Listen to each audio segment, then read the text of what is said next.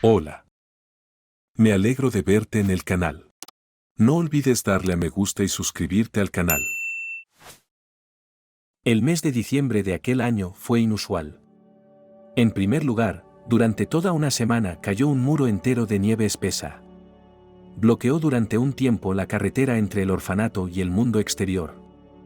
Ni siquiera el todopoderoso Frederick, en su autobús, pudo atravesar los ventisqueros que cubrían el camino de tierra. No lo intentó. En algún momento, el muro de nieve se hizo tan espeso que no se veía nada. Finalmente, la nieve se agotó y, bajo su peso, los abetos centenarios se inclinaron casi hasta el suelo. Entonces Marta y las demás niñas y alumnas, junto con el director y el chofer, y las madres de los educadores, salieron a luchar.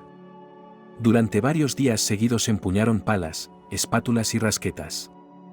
Los habitantes de Blackbird recogieron enormes montañas de nieve, sobre las que los niños rodaban encantados. Pero en cuanto terminó este duro trabajo, llegó el calor y todo empezó a derretirse.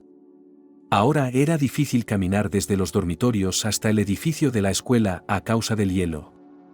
A finales de diciembre, las nubes empezaron a espesarse de nuevo. Todos esperaban que el año nuevo fuera bonito y nevara. Montaron un enorme y esponjoso árbol de Navidad en el patio y colgaron los juguetes que habían hecho ellos mismos. Frederick consiguió poner una estrella en la copa del árbol desde una escalera alta. Después de la nevada, después de trabajar con los niños, después de decorar el árbol, Marta tuvo la sensación de que su vida pronto cambiaría. Pronto tendría por fin la casa con la que siempre había soñado. El director de la escuela exigió que cuando viera a Marta, de 8 años, con una fregona, hablara 3 veces más alto. La niña no había oído una palabra amable de él en su vida. Al director solo había que dirigirse por su patronímico y con el mayor respeto posible. Él mismo determinaba hasta qué punto cumplía el segundo requisito. Y rara vez estaba satisfecho. Es cierto que transmitía indignación con palabras y que solo utilizaba castigos humanos. Su método favorito para influir en los niños desobedientes era destetarlos de sus dispositivos, cuando se les prohibía usar teléfonos y tabletas. El director se había dado cuenta hacía tiempo de que el miedo a perder el acceso a Internet era muy fuerte en la generación más joven. En cierto modo, él mismo compartía este miedo. De acuerdo, John, la crítica es comprensible, respondió Marta obedientemente, escurriendo el paño. Lo lavaré y lo puliré. ¿Qué? No hay respeto. El director se indignó y luego, bajando la voz, añadió, te veré esta noche en mi casa para nuestra lección, ¿entendido? Tras decir esto, se dirigió a su despacho. A pesar del carácter repugnante de John, su enfoque de la educación merecía respeto. Si en otros orfanatos los niños no hacían nada por sí mismos, en Mirlo, por el contrario, estaban acostumbrados a trabajar desde muy pequeños. Cocinaban, limpiaban, recogían fruta y verdura. John siempre decía: no sois niños. Sois pequeños adultos. Mi trabajo consiste en que no os perdáis en el camino hacia la vejez, que dejéis de ser una carga, que dejéis de ser parásitos. Solo trabajando y esforzándoos por ser mejores personas os endureceréis, como una vasija de barro en el horno. Incluso en Blackbird, no podría prescindir del personal. Por eso, además de las 10 madres educadoras, había 2 limpiadoras, un tendero y un conductor. Los profesores venían, nunca se quedaban en las aulas después de las 3. Frederick llevaba a los niños mayores en autobús a la escuela local. Marta no veía la hora de tener edad para ir. Disfrutaba de los viajes. El director siempre recalcaba que era el único del orfanato que solo tenía vagos y holgazanes, vagabundos y holgazanes.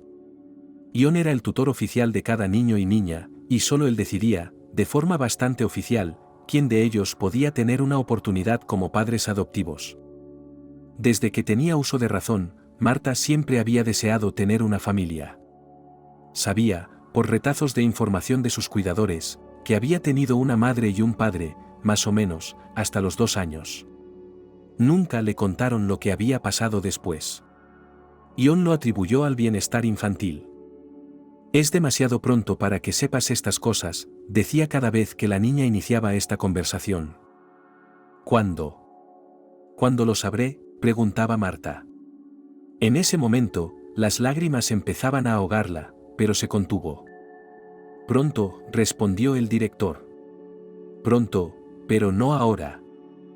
La mayoría de los adoptados eran niños muy pequeños, de 2 o 3 años. Aparecían aquí todo el año, sin ningún sistema, pero siempre eran pocos. Según el astuto plan de John, sus alumnos también debían hacer pruebas como niñeras. Marta y sus compañeras eran también niñeras, alimentando y cambiando pañales. Aunque algunas encontraban estas actividades humillantes, la niña disfrutaba jugando con los niños, vistiéndolos y dándoles de comer como si se divirtiera con una gran muñeca. Pero este era el tipo de niño que no se quedaba mucho tiempo en el orfanato. Probablemente ni siquiera tuvieron tiempo de darse cuenta de lo que les había ocurrido. Marta tenía muchas esperanzas puestas en diciembre porque era una época de milagros.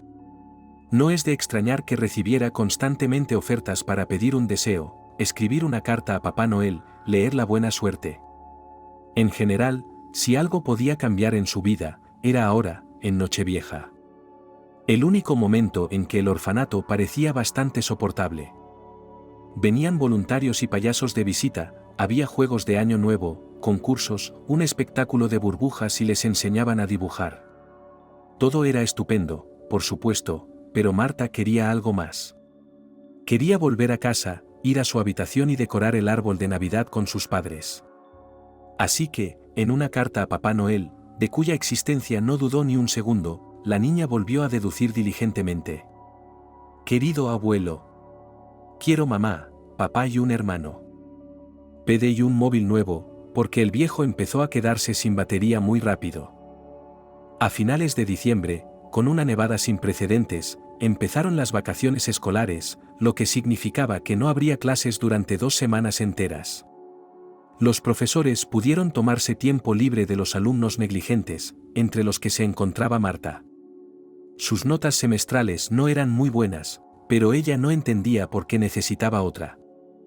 La carrera de Año Nuevo es una historia completamente diferente. Junto con los payasos y los voluntarios, los futuros padres visitan el centro de acogida Blackbird. Observan a los niños, hablan y juegan con ellos. Y luego eligen a los mejores para ellos. Un compañero llamado Harry utiliza otra palabra para referirse a los posibles padres. Te acogerán inmediatamente cuando seas un cachorro, dijo Harry. O te tendrán aquí para siempre. ¿Por qué?, preguntó entonces Marta. Harry, que ahora tenía casi 10 años, parecía extremadamente inteligente y experimentado. Porque ni tú ni yo somos prometedores. Y los mayores solo quieren gente como tú, obediente, que no moleste y todo eso. La versión que Harry tenía de sus futuros padres y madres no le parecía gran cosa. Tal vez podría escuchar a sus futuros padres, y desde luego no los disgustaría. Marta ni siquiera sabía por qué apenas había interés en ella. Bueno, sí había interés. Desde que tenía uso de razón, a los tíos y tías que venían al orfanato les gustaba jugar con ella. Muchos se interesaban por sus aficiones, sus estudios y otras cosas. Pero en presencia de extraños, era tímida y no podía responder a nada. Se limitaba a murmurar y a sentir. Una vez incluso se desmayó. El director de la escuela no tuvo tacto y dijo sin rodeos a los invitados, no le hagáis caso, está retrasada en su desarrollo. Pero seguimos queriéndola. Mientras Blackbird vivía la emoción de Nochevieja, el estado de ánimo de la dueña de un acogedor apartamento en Moscú era depresivo. Ese año, Selena decidió no poner el árbol de Navidad, no escribir una carta a Papá Noel y ni siquiera encender la televisión. Su marido aceptó su decisión con comprensión. Él mismo no soportaba las fiestas, aunque ella no entró en detalles. Los problemas de Selena se arrastraban desde hacía años. Cuando regresó de su viaje de 1 año alrededor del mundo, se enteró horrorizada de que Matty, su hermana mayor, había muerto. Nadie la había llamado para darle la triste noticia, nadie le había contado los detalles. Tuvo que enterarse de todo por la policía y la investigación. Últimamente, no habían sido particularmente amistosos, sus puntos de vista sobre la vida eran 180 grados diferentes. Pero también había algo que podía unirlas. Después de todo, su hermana aún tenía una hija, Myrtle. En vida, Maddie no permitía que Selena pasara tiempo con su hija, cancelando sus visitas con diversos pretextos. Incluso cuando la niña no se encontraba bien, se negaba a ayudarla. Pero al menos llamaba de vez en cuando y enviaba fotos. Maddie y ella no tenían a nadie más, ni parientes cercanos ni lejanos, pero tenían amigos en común. Los que intentaron ponerse en contacto con la chica, y no lo consiguieron, pensaron que simplemente no estaba interesada en la vida y la muerte de su hermana. La razón del silencio era prosaica: la chica estaba en las montañas remotas, sin comunicación con el mundo exterior. Sin embargo, la sensación de ansiedad de aquellos días no la abandonaba. Ahora Selena se culpaba por haberse embarcado en un viaje tan largo de autodescubrimiento, como consecuencia, haber perdido a Myrtle. Por las noches, se imaginaba a la niña tumbada junto a ella en la cuna y diciéndole algo en su lenguaje de bebé. Cuando la joven regresó a su país y se recuperó del primer shock, se puso inmediatamente a buscar a su sobrina. Pero, por una extraña coincidencia, nadie pudo encontrarla. Al principio, se negaron a dar información, alegando datos personales. «Tienen apellidos diferentes», dijo un empleado en una recepción personal. «¿Tiene algún documento de su hermana? ¿Copias?» «No», respondió Selena. Tardó un año en confirmar su parentesco con Maddie. Tenían la misma madre, pero padres y apellidos diferentes. Luego vinieron los interminables círculos del infierno burocrático. Selena, artista y diseñadora, no dominaba el extraño idioma que tenía que hablar con los funcionarios. Y ellos no tenían ninguna prisa por acercarse a ella y ayudarla a superar su dolor. «¿Dónde estuviste durante todo un año tras la muerte de tu hermana?», preguntó enfadada la mujer del departamento de educación. «¿Por qué no viniste corriendo inmediatamente?» «Estaba fuera del país», respondió Selena. «Ya ves», gritó la funcionaria. «¿Estás segura de que quieres esto? ¿Y si quieres volver a salir del país durante un año?» «Tienes que encontrarla», susurró Selena. Inmediatamente se sintió avergonzada por la presión. No podía desaparecer sin dejar rastro. «Tenemos 400.000 huérfanos en este país». La mujer siguió regañándola. «¿Tengo que comprobar cada uno de ellos?» Entonces recibió 2 rechazos consecutivos. La niña con los datos de Myrtle Lansky no estaba registrada en el sistema de registro de huérfanos. ¿Y eso qué significa? Cualquier cosa: perdida, equivocada, detenida, adoptada. La información es confidencial y no se hará pública. Cada fallo hacía que Selena se sintiera decepcionada y sollozara. ¿Habían adoptado realmente a la niña? ¿Le habían dado un nombre y un apellido nuevos? ¿Ni siquiera podían cogerla de la mano y enseñarle algo importante? La niña debía de tener 8 años. El último intento de encontrar a su sobrina fue hace 2 años. Después de eso, Selena no se sentía con fuerzas para seguir buscando. Pero hace poco entró en su vida un hombre con la profesión más romántica del mundo: investigador privado. La apoyó en su reticencia a crear un ambiente de año nuevo, pero le puso una sorpresa bajo el árbol. «Querida», le dijo con una sonrisa. «Hice todo lo que pude y lo que no pude». Y había una luz al final del túnel. Resultó que Anthony no se limitaba a escuchar su interminable relato sobre la pérdida de su sobrina, sino que iba recopilando información poco a poco. En cuestión de meses, utilizando técnicas autorizadas y no autorizadas, hizo lo que a ella le había llevado años encontrar rastros de su sobrina. «Hay un orfanato bastante extraño», dijo Anthony. «Experimental o algo así. ¿Te lo puedes creer? Apenas hay personal».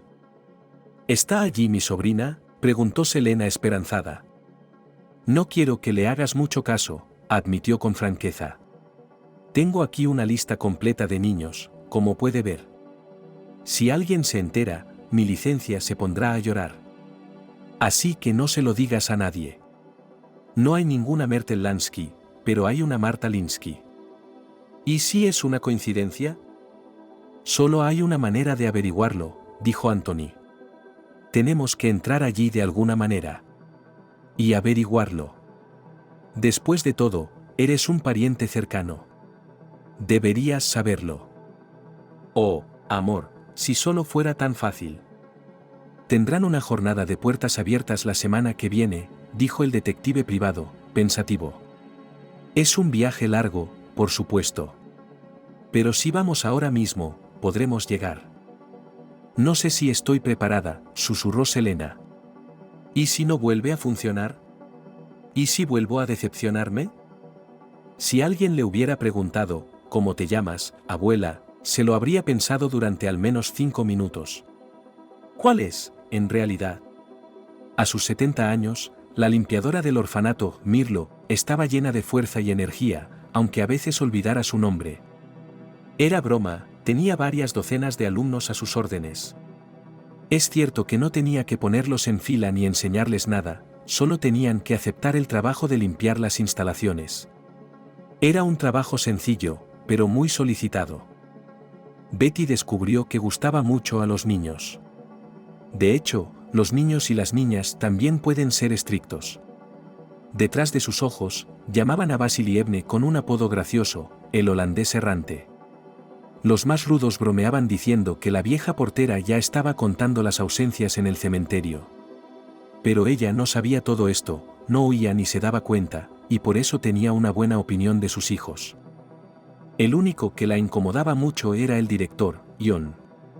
Un hombre de 35 años, sin familia ni hijos. Un hombre de carrera, un hombre apasionado, ese es el tipo de hombre que hace funcionar el país. Pasaba día y noche en el orfanato, pero los niños nunca oían una palabra amable de él. A menudo les gritaba, creyendo que era la forma más eficaz de hacerles llegar su mensaje. Hace poco, Betty volvió a ser testigo de este comportamiento. Si te comportas así, irás directamente al reformatorio. El director reprendió a otro chico. Su delito fue colarse en la cocina a altas horas de la noche y robar una barra de pan. Pero fue descubierto y atrapado por el dueño de la tienda. Perdóname, 7-7, gritó el chico. ¿Tenía tanta hambre? ¿Cómo me has llamado, bribón? Tendrás un buen desayuno, continuó el director. Y hoy has cenado muy bien, ¿sabías que comer en exceso es pecado? Te dejaré sin aparato durante un mes, ¿entendido? Díselo a tu madre, la maestra, y me aseguraré de que tome medidas. Y lo llevaremos al consejo. Betty no entendía esta extraña prohibición de guardar dulces en las habitaciones de los niños. Su nieto, que había dejado la escuela hacía mucho tiempo, no podía vivir un día sin mermelada, malvaviscos, malvaviscos. Y creció como una persona normal, sin ir nunca a la cárcel. Pero no ha abandonado sus hábitos infantiles, todavía tiene antojo de algo dulce. ¿Betty? El director habló en voz alta, aunque intentó bajar la voz al dirigirse a la anciana. Deberías tener más cuidado, más cuidado. Ayer encontré polvo. Ajá, replicó la abuela.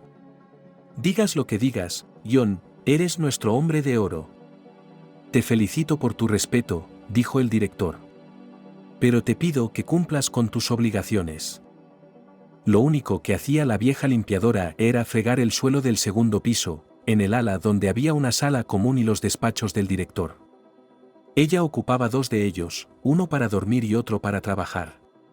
Cuando Betty entró en la sala de estar, no podía creer lo que veían sus ojos. ¿Realmente el sueldo de John le permitía ese lujo? La habitación en sí sería más propia de un hotel que de un orfanato. Para empezar, la habitación era muy grande. En segundo lugar, durante la reparación y la creación de confort, obviamente no se escatimó ni se contó el dinero. Pintura decorativa de las paredes, enlucido, aire acondicionado y otros atributos de una vida de éxito. Para abrir o cerrar una ventana, no había que tirar de la manilla, sino pulsar los botones del mando a distancia. Si Betty no hubiera sido limpiadora en el orfanato, no habría sabido que existía este milagro de la tecnología. En la esquina había una cama individual, pero ¿qué cama?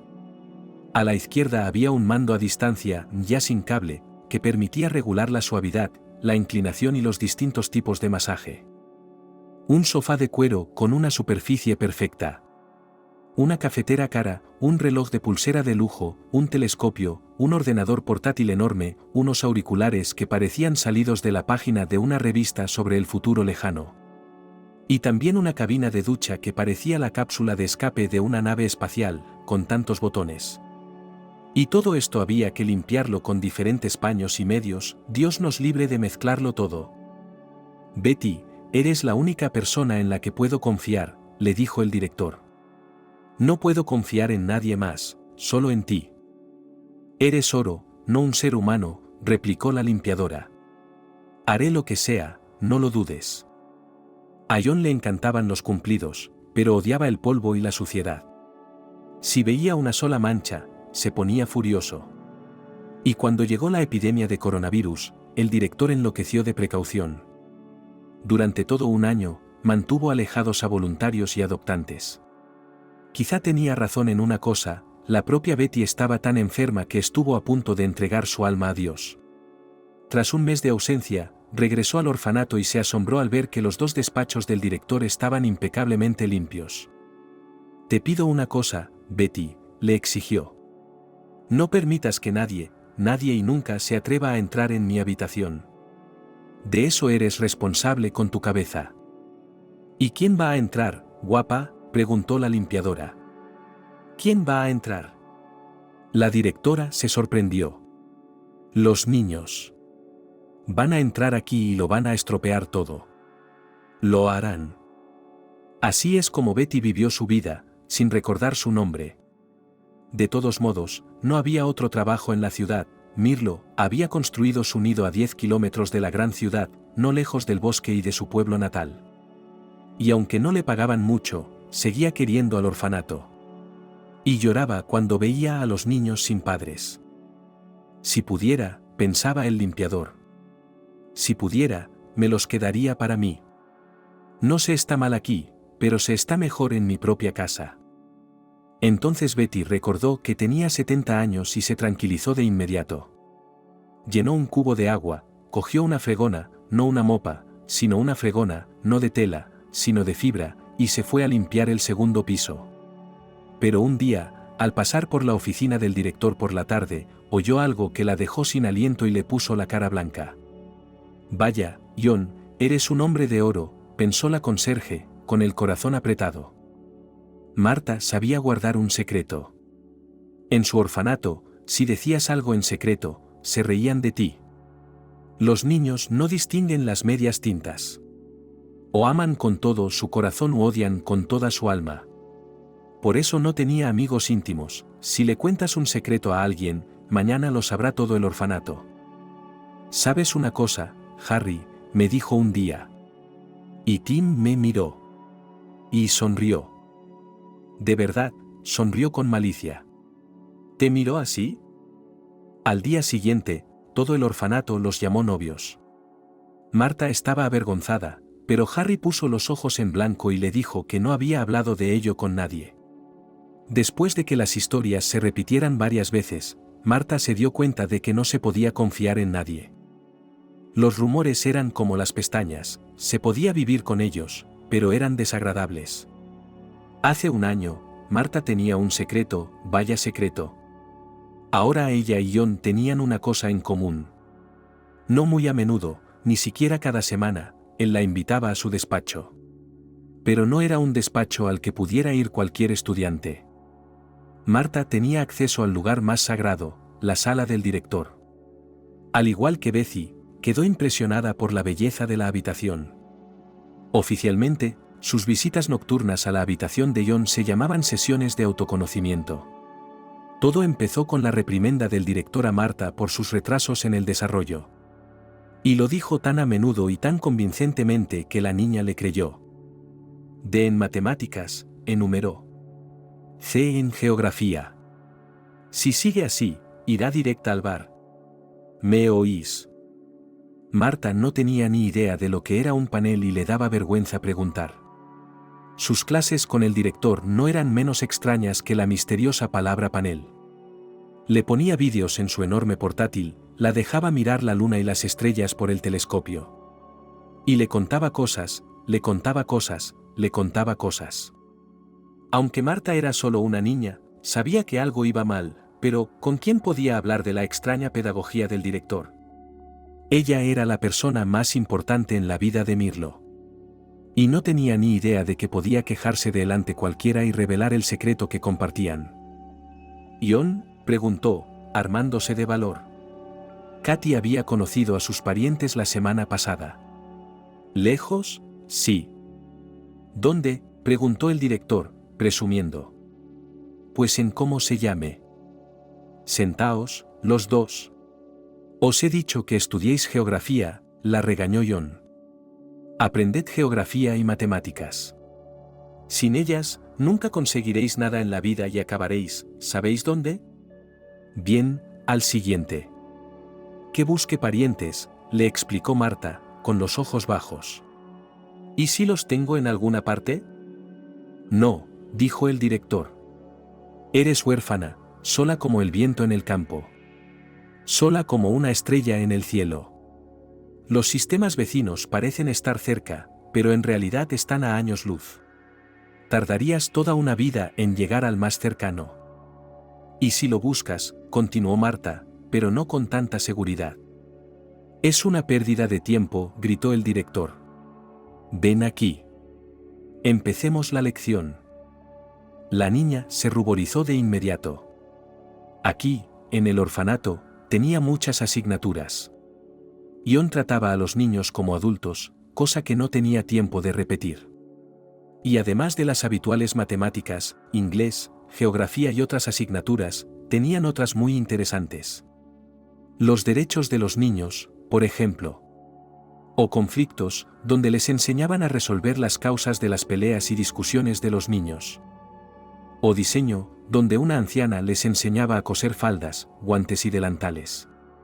O cocina, donde Marta prensaba galletas con un molde y ellos aprendían a hacer ensaladas.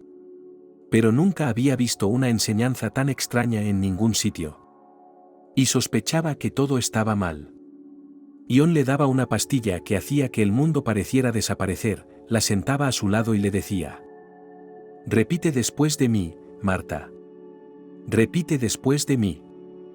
La exigencia del director de que mantuviera sus clases en secreto, se la habría guardado para sí misma. Y aunque quisiera contárselo a alguien, ¿quién la creería? Así que repitió las extrañas palabras del director, a pesar de que su corazón se sentía pesado y amargado. Al acercarse la Nochevieja, el orfanato empezó a recibir visitas, padrinos, voluntarios, personal y futuras madres y padres. Todos eran recibidos por Ion, y era como si hubiera sido sustituido por otra persona. En días así, el director se mostraba servicial, educado, diplomático y cortés. A Marta le encantaba esta época porque había caras nuevas en el orfanato, y ella echaba de menos caras nuevas. Quería que los invitados irradiaran alegría y jovialidad. Porque había quien derramaba lágrimas y abrazaba a sus hijos, sofocando sus sollozos. No es agradable que un desconocido llore en tu sudadera y te abrace tan fuerte, como si quisiera estrangularte. Las futuras mamás y los futuros papás siempre seguían a los padrinos, los voluntarios y el personal, miraban a los bebés, intentando encontrar al adecuado, sonrojados y avergonzados. Los futuros papás siempre se mostraban tímidos y vacilantes. Había algunos a los que Ion tenía que coger literalmente de la mano. Otros temían a los niños como al fuego, y otros intentaban hablarles como si fueran perros. Y estaban realmente sorprendidos de que un niño de 3 o 4 años pudiera dar sentido a preguntas aparentemente difíciles. Una vez, Marta oyó por casualidad una conversación entre un hombre serio con una elegante chaqueta y su mujer con la cara llena de pomada. 911. Mira aquel de allí, dijo el cabeza de familia, señalando casi imperceptiblemente. Se parece a mí, ¿no crees? Pero si siempre quisimos una niña, objetó su mujer, haciendo un mohín. Mira qué guapa es. Alta, ojos azules. Se nota que tiene sangre noble. Como tú y yo, querida. ¿Cómo? La interrumpió su marido en un susurro tan alto que lo oyó medio orfanato. ¿Esta supuesta belleza? El señor director dice que tiene un historial de conducta desviada. De ninguna manera, no queremos criminales en la familia. Marta no tenía ni idea de lo que era un comportamiento desviado. Pero creía que el director podía decir cualquier cosa para mantener a ciertos niños fuera del orfanato. Por supuesto, debido a su edad, Marta no se enteraba de muchas cosas. Por ejemplo, ¿por qué el director dejaba marchar tan fácilmente a algunos niños? ¿Por qué intentaba meter a otros y por qué retenía a otros con él? Tenía que haber una lógica, pero ella no podía verla. Sin embargo, no podía quitarle al hombre sus dotes pedagógicas. Aquel diciembre nevado, John decidió demostrar su talento como director y montó una representación real de la Reina de las Nieves. No había papel para Marta, así que se sentó en el auditorio. Esta gran sala con 100 cómodas sillas y un hermoso escenario es otro de los logros del director. Aunque la niña pudo ver el ensayo general, el espectáculo en sí fue magnífico. Ahora soñaba con que un día ella también interpretaría a Gerda. Le encantó el papel, sobre todo la transformación de la niña. Junto a Marta, en el público, estaban el mismo hombre y la misma mujer que habían hablado de los huérfanos unos minutos antes. «Oh, cómo me gustaría tener a Kai», exclamó la mujer. «Menudo actor». Querida», susurró el marido en voz alta. «Tiene 10 años. Si tienes un niño, que sea el más pequeño. Así nunca sabrá que es adoptado». Hubo un silbido indignado por todas partes. Marta estaba dispuesta a unirse a las voces de descontento. Pero John le había dado su extraña lección el día anterior y ahora no podía concentrarse en nada. Algunos de los invitados le hacían preguntas, intentando conocerla, pero ella no podía responder. Deambulaba y escuchaba como si estuviera medio dormida o sumida en la niebla. Sin embargo, algunos invitados podían ser persistentes. Tras la presentación, una hermosa mujer de pelo blanco y ojos azules se acercó a ella. Iba acompañada de un hombre que Marta apodó inmediatamente, en su mente infantil, un guardia. No dejaba de mirar a su alrededor, ajustándose la chaqueta de vez en cuando. «Te llamas Marta, ¿verdad?», preguntó la mujer con una sonrisa, tomando asiento. La niña asintió. «Me llamo tía Selena. Mi amante y yo estábamos cuidando a los niños y te vimos. Eres maravillosa, ¿te gustaría tomar un té y hablar con nosotras?». Quiso contestar Marta, «Sí, siempre estaba esperando que uno de los invitados me cogiera de la mano y me llevara al armario. Hablábamos de todo y entonces éramos madre e hija. Y luego nos íbamos lejos de aquí, muy lejos, donde quiera que el ojo pudiera vernos». Pero tenía la lengua pegada al paladar y se negaba a obedecer. Así que, en lugar de dar una respuesta significativa, se limitó a abrir y cerrar la boca como un pez. «¿Y el té?», preguntó temerosa la mujer. «Bebes té, ¿verdad, querida?». Marta permaneció en silencio, abriendo la boca como un pez. De repente, como salido de la nada, apareció John con su característica sonrisa que siempre regalaba a sus invitados. Se acercó a la bella mujer y le susurró algo al oído. Pero a diferencia de los demás adultos, ella no asintió ni se apartó de Marta, sino que reaccionó con brusquedad. «Agradezco tu participación», dijo. «Pero quiero hablar con Marta y eso es lo que voy a hacer. Anthony, tráenos 2 tazas de té, una grande y otra más pequeña». El guardia miró al director con una mirada gélida que le hizo tragar saliva nerviosamente. El duelo de miradas, como Marta lo llamó para sí misma, duró al menos 5 segundos. Pero John perdió, parpadeó, luego se recompuso, puso su característica sonrisa ceremonial como una corbata y dijo en su tono más admonitorio: «Está bien que tengas tu propia cabeza sobre los hombros», dijo. «Pero no olvides quién manda. La próxima vez que haya invitados tan agresivos, tal vez no les deje entrar en el umbral de nuestra gloriosa casa». Con estas palabras, se marchó, y Marta, que estaba un poco asustada por la situación, volvió a hablar. De repente, la niña se dio cuenta de que quería ser como aquella hermosa mujer cuando fuera mayor. Responder con orgullo y valentía a todas las exigencias del director. Y no susurrarle al oído, sino hablar en voz alta, para que todos la oyeran. Tragó saliva, miró a su desconocida tía y dijo en un susurro: «Marta. Me llamo Marta. Me gusta el té verde. Bueno, Anthony ya se ha ido. Si trae negro, le diré que se cambie. El negro también está bien. Tomaré cualquier cosa con azúcar. Marta, hija mía. La mujer le saludó con un apretón de manos. Había algo cálido y cautivador en esa sonrisa. Deben de tenerte aquí en un cuerpo negro. Pero no tengas miedo, no voy a morderte. Hablemos un poco, juguemos a algo. ¿Qué clase de juegos te gustan, cariño? Cada vez que terminaba la invasión de invitados, John sentía un vacío en su interior. Por un lado, se sentía halagado de que su orfanato para 100 niños fuera el mejor, si no del mundo, si del país. De allí salen los niños desfavorecidos preparados para la vida, si no completamente, al menos en muchos aspectos. Después de todo, ¿cuál es el principal inconveniente de los orfanatos?, preguntaba John al público en reuniones y seminarios, contándoles las ventajas de su idea. No enseñan nada. Los cuidadores cocinan, limpian, lavan y planchan la ropa, resuelven los problemas cotidianos. El resultado no es un adulto, sino un niño grande. ¡Qué idea tan profunda!, exclamó alguien, y el director asintió. Le encantaba cuando sus palabras resonaban en el público. John lo sabía, conocía el tema al dedillo, porque él mismo había crecido en un orfanato. Le perseguían años de vida que no le importaría borrar de su memoria. Comida sucia, camas duras, violencia a raudales. Se había vuelto tan duro como un mendrugo de pan e igual de rancio. Al mismo tiempo, se propuso crear otro orfanato donde las cosas fueran diferentes.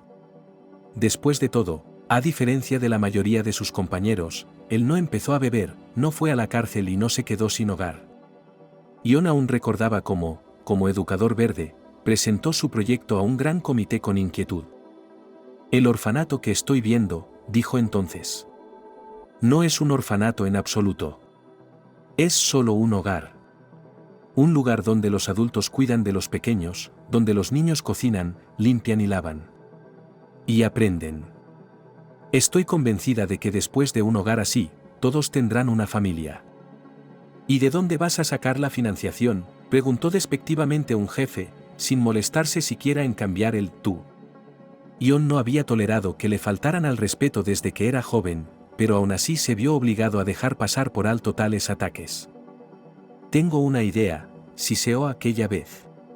Pero no sé por dónde ir, para no ser grosero. Fue su actitud militante la que llamó la atención de un funcionario completamente distinto, que un año más tarde le dio permiso para el arriesgado proyecto. Y nunca se arrepintió de su elección. El Mirlo se convirtió en un proyecto emblemático, del que le gustaría dejar constancia en sus realizaciones para todo tipo de autoridades y políticos. Por aquel entonces, John, un profesor que se había licenciado 7 años antes, no tenía experiencia en gestión. No sabía lo que era la contabilidad ni de dónde salían los alimentos y las necesidades básicas en una institución presupuestaria. Pero en su orfanato ideal, veía una jerarquía muy diferente, con un solo jefe. Eso era lo que realmente le importaba a John. Solo él, sus madres y el personal subalterno.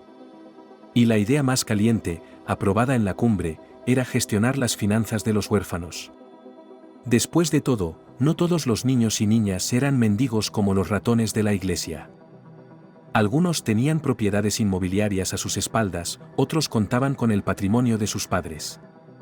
El propio patrón reunió en su orfanato a una serie de niños que, a primera vista, nadie necesitaba. Pero gracias a ellos, en las cuentas de la institución había una suma de dinero que podía utilizarse en beneficio de Mirlo. Todo iba bien, honor, respeto, recursos financieros con los que solo se puede soñar. Pero ayer.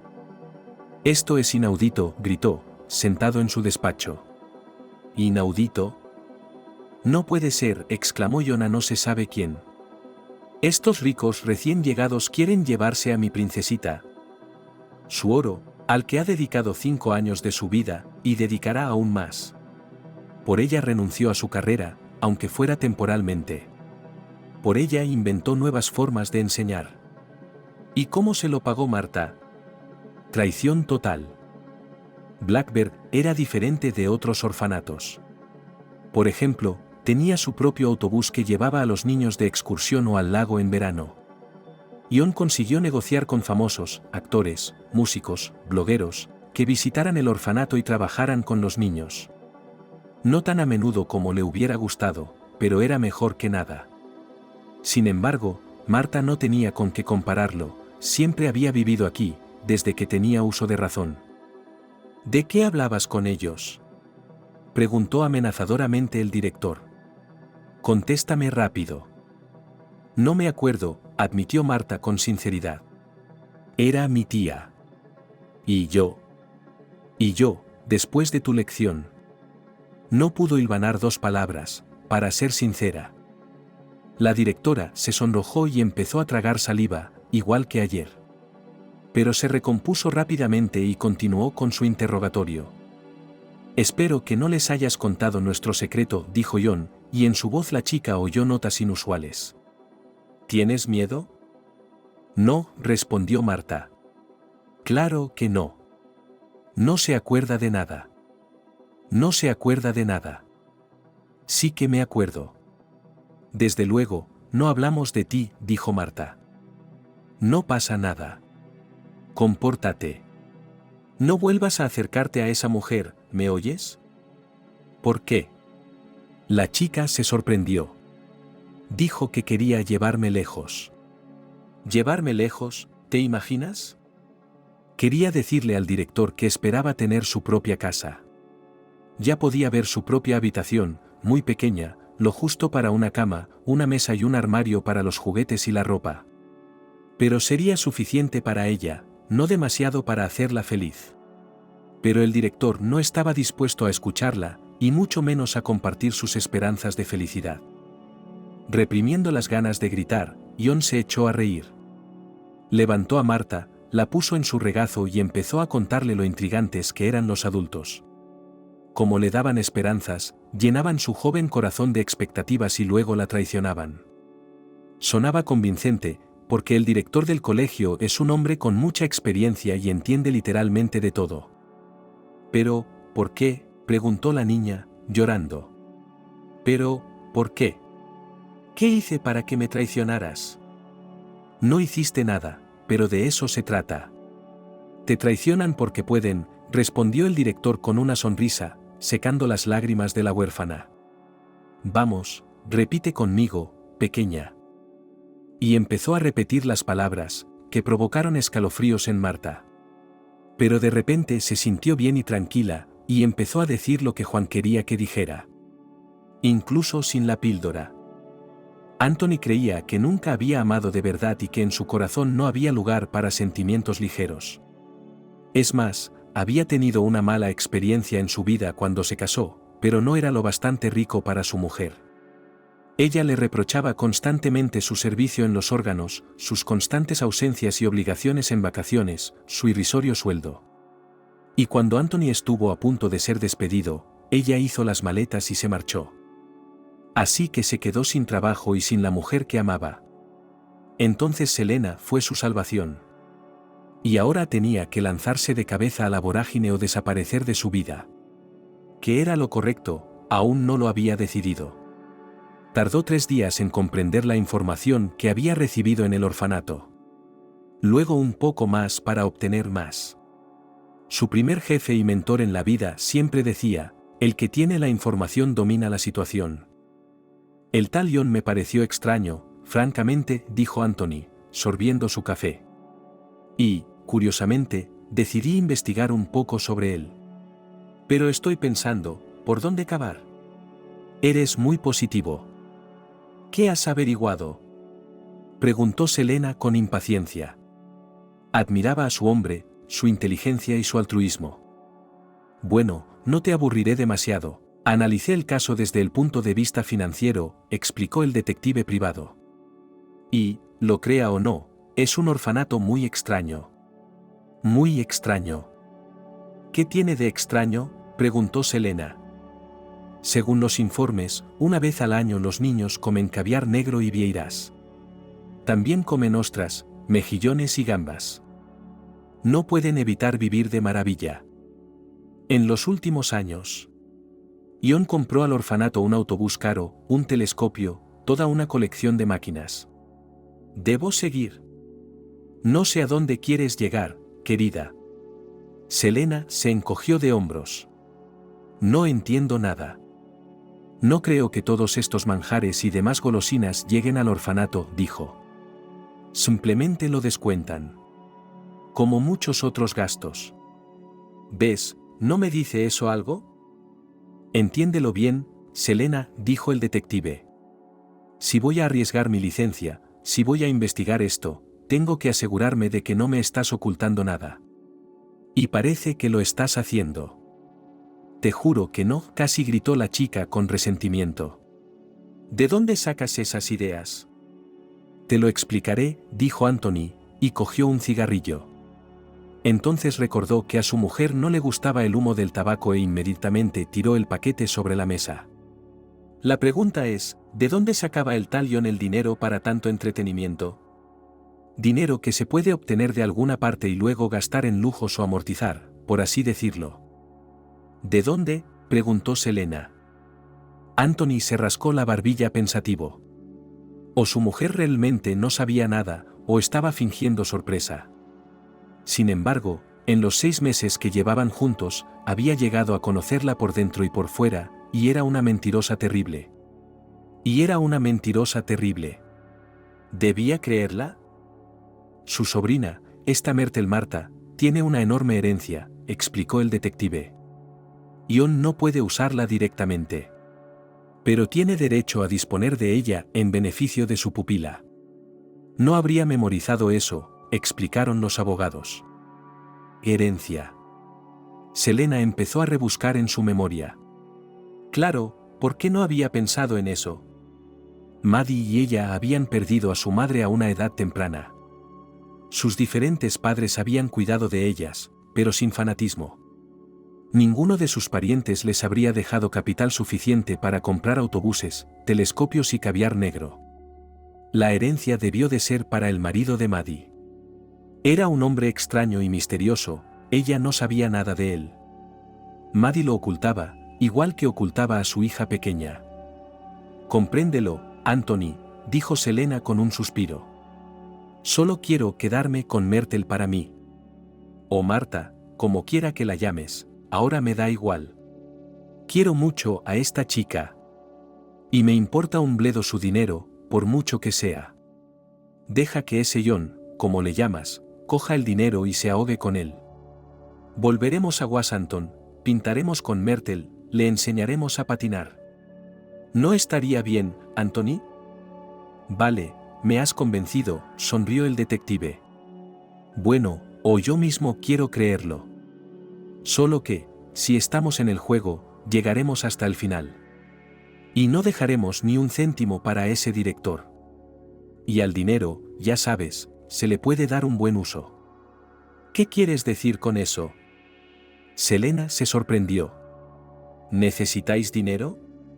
Anthony, no necesitamos nada. Mis cuadros se venden, tienes clientes. ¿Es demasiado para un hombre ser feliz? Te das cuenta de que no se trata de mí. Es una cuestión de principios. ¿Por qué el dinero de tu sobrina debe acabar en los bolsillos de unos sinvergüenzas? Cuando hay quienes realmente lo merecen. No entiendo a dónde quieres llegar, negó con la cabeza.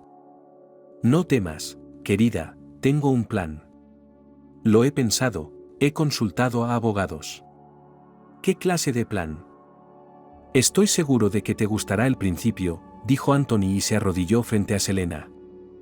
Angélica valoraba su tiempo, literalmente cada minuto de él. Durante 10 años de su vida, había trabajado para conseguir su objetivo de convertirse en abogada. Primero, 5 años de intensos estudios en la universidad. Después, 3 años de duro trabajo como agente judicial. Al fin y al cabo, es el lugar más asqueroso del mundo, sobre todo si estás en lo más bajo del sistema, redactar sumarios, enviar citaciones, escuchar interminables quejas por teléfono. Luego vinieron 2 años en el colegio de abogados e intentando aprobar el examen de acceso a la abogacía. Y cuando su sueño se hizo realidad, Angélica se dio cuenta del poco tiempo que le quedaba para disfrutar de la vida y llegar a lo más alto de su profesión. En los últimos 10 años, no solo se ha desarrollado, sino que también se ha convertido en mejor persona. Angélica valoraba su tiempo, por lo que sus tarifas no podían calificarse de democráticas. Más bien al contrario, los precios eran muy autoritarios. Pero había una explicación sencilla: Angélica abordaba cada situación con un deseo maníaco de ganar. Utilizaba cualquier método para lograr su objetivo. Y siempre ganaba. ¿Por qué me has elegido a mí?, preguntó mirando a la encantadora rubia. Había algo creativo en ella, sus ojos, su pelo, sus modales. No es mi especialidad. Me la recomendaron, se encogió de hombros el cliente. Dijeron que usted era el único que podía llevar un caso tan complicado. Dijeron que eras la mejor abogada. Abogada, corrigió con una sonrisa. No le gustaba que llamaran a su profesión palabra de hombre. Pero eso no cambiaba el asunto, por desgracia. Las disputas familiares son una zona gris de la justicia. Muchas de las cosas que se pueden leer en libros inteligentes no funcionan en realidad. O no funcionan de verdad. Angélica no estaba dispuesta a renunciar a su trabajo. Un nuevo caso interesante en el que demostrar erudición y creatividad, ¿qué podría haber mejor? Solo estaba aumentando su precio. Un abogado siempre hace esto para demostrar a sus clientes su propia importancia. Y tampoco le gustaban esos colegas que, desde los primeros minutos, irradiaban confianza en el éxito. No, la suerte no solo ama a los preparados, sino también a los precavidos. Al contrario, es necesario sembrar la desesperanza total en el alma del cliente. Entonces la victoria será realmente deseable para ellos. En jurisprudencia, nunca se puede estar seguro al 100% de nada. No hay dos litigios iguales, lo que significa que algo puede salir mal en cualquier momento. Bueno, dijo Angélica, después de leer los documentos. El caso parece perdido. Te das cuenta de que si el centro educativo te ha denegado la custodia desde el principio del proceso. Me parece un poco presuntuoso acudir a los tribunales.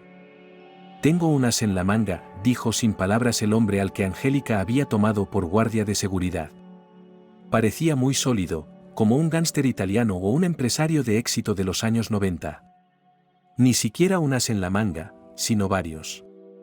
Bueno, amigo, dijo el abogado con tono de irritación. Todas las cartas de triunfo deben de estar en mi mesa. Y entonces te diré yo mismo cuáles se pueden utilizar y cuáles no. Verá, Selena intentó aliviar la tensión. Tenemos la sospecha de que Marta es mi sobrina. Pues haz una prueba de ADN. Angélica se encogió de hombros. Dios mío, vivimos en el siglo XXI. Es tan fácil. Ya hemos consultado a expertos, dijo Selena. Mira, mi difunta hermana Maddie, la madre de Myrtle. Quiero decir, Marta era mi hermanastra. Tenemos padres diferentes. Y en esta situación, una prueba de ADN. ¿Qué dijeron, Anthony? La prueba podría no ser informativa, el hombre la ayudó. Se preguntó Angélica. Se había enfrentado a una situación similar no hacía mucho y sabía por experiencia que no era fácil demostrar la paternidad en este caso. Es más, no siempre serviría como base incondicional para entregar el niño al supuesto pariente. Se preguntó de qué otra ventaja dispondría. El caso empezaba a interesarle cada vez más. Verás, dijo Selena, fuimos a casa de John a negociar. Fue él quien nos invitó. Y dijo cosas difíciles de creer. No sabemos cómo suelen llevarse a los niños detenidos, pero algo no cuadra. ¿Qué ha pasado ahí dentro?, preguntó la abogada. Pensó que debía dar un presupuesto a sus nuevos clientes antes de dejarse llevar por la historia y la convencieron para que redujera sus honorarios. Se lo contaré todo. En Nochevieja, el orfanato Blackbird estaba precioso. La entrada principal estaba decorada con árboles de Navidad, guirnaldas, cintas de colores y figuras de renos. Los niños moldearon un Papá Noel de verdad con nieve y lo pintaron con pintura roja y azul. El personal de todos los niveles utilizó el orfanato como amuleto para garantizar a las autoridades superiores que el trabajo de protección de la infancia se hacía al nivel adecuado. ¿Os ha gustado?, preguntó John a sus invitados y sonrió con toda la sinceridad que pudo. Sí, respondió Selena. Mi marido y yo lo hemos pensado mucho. Queremos quedarnos con la custodia de Marta. La queremos, ¿verdad, Anthony? Sí, asintió él. Muchísimo. Oh, yo no lo aconsejaría, dijo el director, pensativo. ¿Por qué querríais vosotros, los jóvenes, arruinaros la vida con una niña problemática? He pasado por tantos niños y padres adoptivos que puedo saber rápidamente si todo irá según lo previsto. Su orfanato debe ser de primera clase. Por eso celebraba sus charlas con los tutores y adoptantes actuales y futuros no en el pasillo, en un banco, sino en una auténtica sala de reuniones, que organizaba a expensas de los fondos de los patrocinadores. Una mesa blanca y ordenada, sillones mullidos, aire acondicionado, un frigorífico con agua potable, todo contribuía a una comunicación productiva. John creía que podía convencer a cualquiera de su rectitud. Y en un entorno tan favorable. Señor director, dijo Selene, conteniendo una explosión interna de ira. No estamos diciendo que ahora tengamos que acogerle en nuestra familia. Somos forasteros, como usted señaló en la jornada de puertas abiertas. Pero no nos falta dinero. Hemos alquilado un apartamento aquí, comprado una cuna. Anthony ya está buscando trabajo. Él está en la demanda. Oh, joven y verde. Mira, no se trata de objetos materiales. El Mirlo tiene las mejores instalaciones del país, te lo aseguro. Los niños tienen de todo, y es poco probable que puedas darles más. No es necesario. Marta es solo una niña muy difícil, el director guardó silencio un momento, como saboreando sus propias palabras. ¿Sabe? Tengo un sentimiento especial y sentimental por ella. Vino aquí cuando Mirlo solo tenía 6 meses. ¿Qué fue de sus padres?, preguntó Selena. No preguntes, la despidió el director. De todos modos, no te lo voy a decir. Ya sabes que no podemos divulgar información confidencial. Bueno, Marta creció literalmente en mis brazos. Cuando construí esta casa, era joven y romántico. Sentí que podía reemplazar una familia para los pequeños. Gracias por tu franqueza, me interrumpió. Pero aún no tengo una respuesta. No interrumpas, escúchame, exigió el director. No hay respeto. Así que, en todos los años que he visto crecer a Marta, no hay optimismo. No tiene amigos. No tiene pasatiempos. No tiene interés en nada. Como puede ver, apenas puede hablar. Me temo que necesitará supervisión constante, incluso después de la mayoría de edad. ¿Estás preparado para eso? ¿No vendrás corriendo a pedirme dentro de 6 meses que vuelva a las andadas? No nos asustan las dificultades, lo interrumpió Selena. La verdad es que no sé cómo convencerte, te lo juro. Pero estamos dispuestos a trabajar con Marta, me tiene enganchadísimo. ¿Verdad, Antonio? Ah, sonrió Juan. Vio que la persuasión suave no funcionaba y decidió usar el poder duro. ¿Crees que has venido a este sitio y puedes comprarlo todo? Pues deberías saber que hay cosas que no están a la venta. Y una de esas cosas es mi buena voluntad con mamá y papá. Si queréis ser los guardianes de Marta, mi respuesta es no. Se hizo el silencio. Si Anthony estaba preparado para semejante acontecimiento, fue como si hubieran vertido un cubo de agua fría sobre Selena. De repente, sintió frío y tembló. El hombre le cogió la mano con el anillo de casada, pero ni siquiera eso tuvo efecto tranquilizador. Vamos al juzgado, susurró la chica. No podía creer lo que estaba oyendo. Nos quejaremos en todas partes. En todas partes. Haced lo que queráis, agitó la mano el director. ¿Quejarnos dónde? ¿En los medios de comunicación? La información es confidencial, lo he dicho muchas veces. Si la historia se hace pública, no podrás acoger a un niño en tu vida, no solo acoger a un niño, sino poner un pie en la puerta del orfanato. ¿Has pensado en todo?, volvió a susurrar Selena. Pero, ¿por qué? No intentes adularme.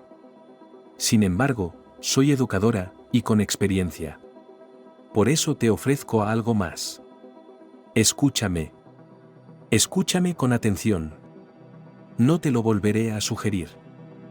Marta recordó los acontecimientos de aquel extraño día y se dio cuenta de que tenía que darle una oportunidad a su tía de pelo blanco.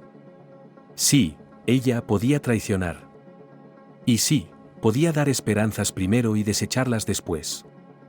Para saber si haría lo correcto o no, había que confiar en ella, eso es lo que Marta iba a hacer. Una semana después de conocer a su hermosa tía, que tanto le había hablado de su casa y de su familia, Marta se puso muy enferma. Se fue literalmente a la cama. La primera noche, la temperatura subió a 40 grados, y su madre, extasiada, quiso incluso llamar a una ambulancia. Pero Juan se lo prohibió terminantemente. Ordenó poner en cuarentena su celda, no dejar salir a nadie en 3 días, no utilizar los teléfonos. ¿Qué tienen de malo los teléfonos?, se preguntó el profesor. ¿Son niños? Se pasan todo el tiempo sentados frente a sus teléfonos. Comen, incluso van al baño. Y cuando llamas, no cogen el teléfono, no escuchan. Dime, ¿has oído hablar alguna vez del TikTok? Preguntó John con su voz arrogante. Bueno, respondió el profesor. ¿No querrás que un vídeo de niños enfermos de BlackBerry, como se suele decir, que se haga viral, que se convierta en tendencia? La madre educadora cerró los ojos. TikTok, por supuesto, ya lo había oído, pero el resto de palabras ingeniosas no las conocía. Sin embargo, por el tono del director, la respuesta correcta empezaba a ser obvia.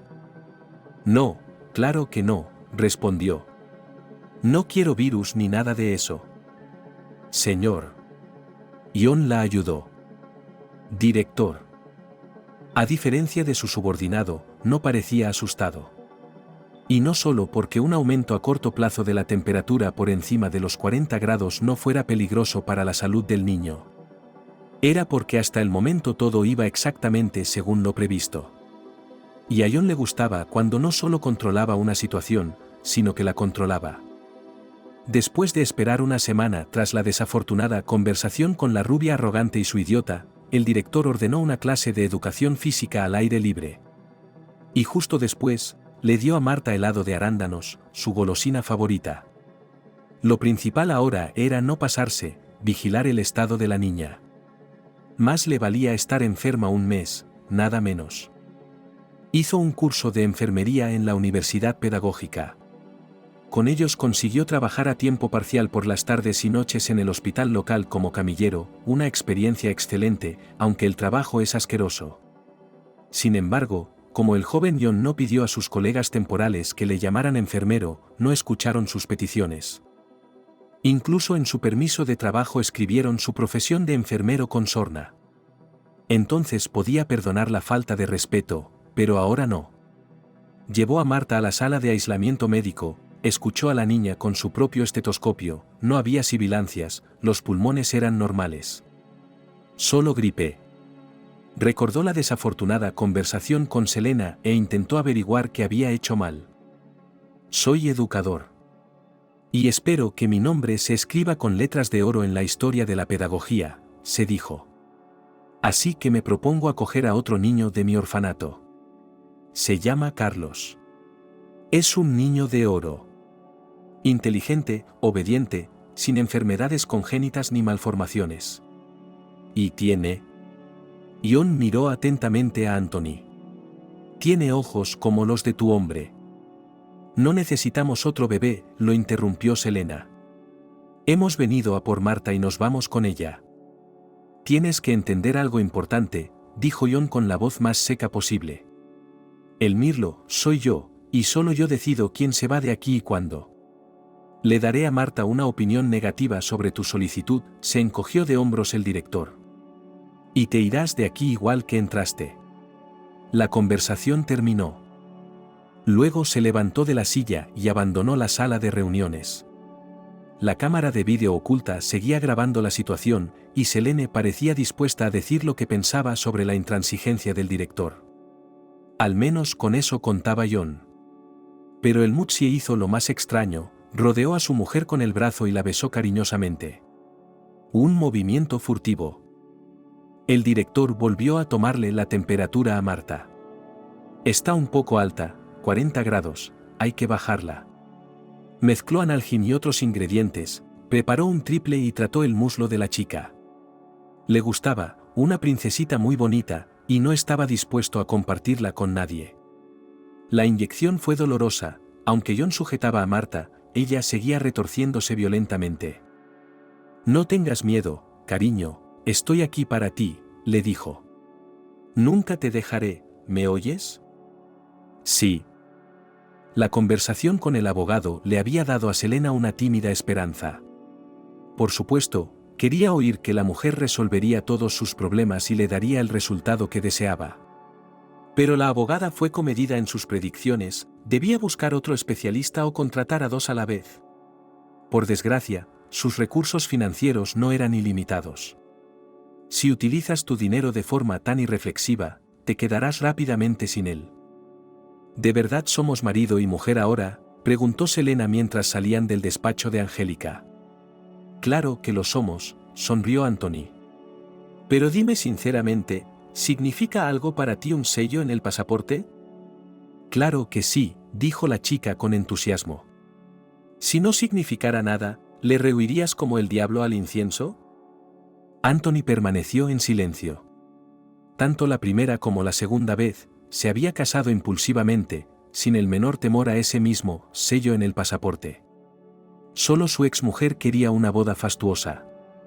En un esfuerzo por complacerla, él, un teniente verde, alquiló un salón entero en el restaurante, contrató a un fotógrafo, músicos, un anfitrión e incluso soltó globos al cielo.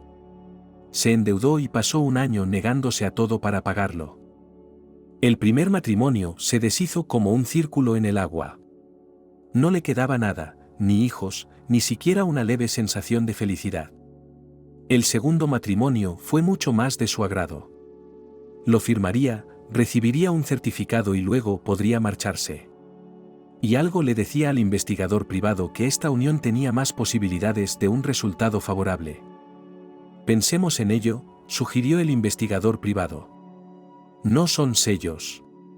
Hay que pensarlo bien, responder a todas las preguntas, como si fuera una hoja de papel. El amor para retratar el más puro y sincero. Bueno, tú y yo somos buenos en eso. ¿Has estado alguna vez en un tribunal?, preguntó Selena. Anthony arrugó la nariz. Recordaba cómo, durante su servicio, no solo atrapaban a delincuentes, sino que también tenían que demostrar que habían infringido la ley. Más de una o dos veces le habían citado literalmente y le habían interrogado hasta la inconsciencia. Cómo llegaban hasta el delincuente, cómo lo detenían, si le leían sus derechos. Lo más frustrante era cuando las respuestas de Anthony no satisfacían al juez o al fiscal. Entonces el delincuente podía ser absuelto y él, el operador, privado de una prima o incluso de otro puesto. Sí, he pasado por eso, decía Anthony. Lo principal en un juicio es no hablar demasiado. Solo lo que quieren oír de ti. ¿Cómo voy a saber lo que quieren oír?, preguntó Selena. Seguro que Ángela nos lo explicará todo. Y nos lo contará. ¿Ángela? La chica se indignó. ¿Así es como la llamas? ¿La conoces? Lo siento, querida. No, hablemos de esto más tarde, para que no haya confusiones, dijo Anthony. No pasa nada, no me ofendo. Llamo familia a todas las mujeres que juegan en nuestro bando. ¿Entiendes? Además, ¿ponerte a ti y a ella codo con codo? Bueno, la elección es obvia, supongo. Selena ahora se sentía mal por haberle levantado la voz a su marido. Seguía sin entender cómo se había atrevido a pedirle que se casara con él. Y no solo se lo había pedido, también había organizado la boda para el día siguiente. Por supuesto, ella se había imaginado la boda de otra manera. Un vestido elegante, velo, invitados, fotógrafo. Pero, en realidad, ¿a quién podía llamar? No tenía amigos aquí, ni familia. Anthony, sabes, llegaste a mi vida como un premio de lotería. Voy a preocuparme todo el tiempo de que te haya ganado por error. ¿O que has sido robado? ¿Te lo puedes creer? El detective privado se sintió avergonzado por el sentimentalismo y en su anterior trabajo, estaba acostumbrado a ocultar sus emociones.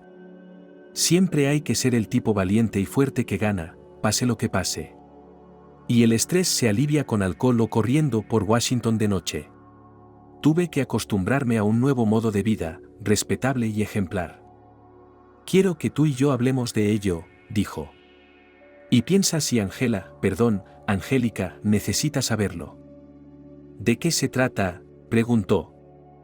Mientras estábamos allí, salí a fumar. ¿Te puedes creer que este orfanato tenga una sala para fumadores? Para huéspedes con pipas, nada menos. Pero, ya sabes, estaba haciendo algo de trabajo. Hablé con una de las empleadas. ¿Y qué dijo? Pensó que yo era policía, así que me confesó como sacerdote. No suena muy creíble, pero entonces, ¿por qué me mentiría? La enfermedad era repugnante. Era como si Marta estuviera en un remolino, saliera a la superficie y volviera a hundirse. A veces se le pasaba la fiebre alta y se sentía casi bien. Luego la enfermedad volvía con renovado vigor, atrapándola en la cama. Marta no se preocupó ni un segundo por no ir a clase, por no ver a las demás chicas y alumnos.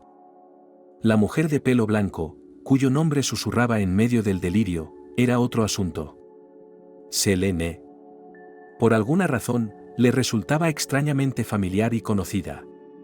También fue muy difícil para ella porque ninguno de sus compañeros acudió a apoyarla. Ni siquiera le dieron una nota. El director del colegio le prohibió usar el teléfono y la tableta, decía que era perjudicial durante una enfermedad así.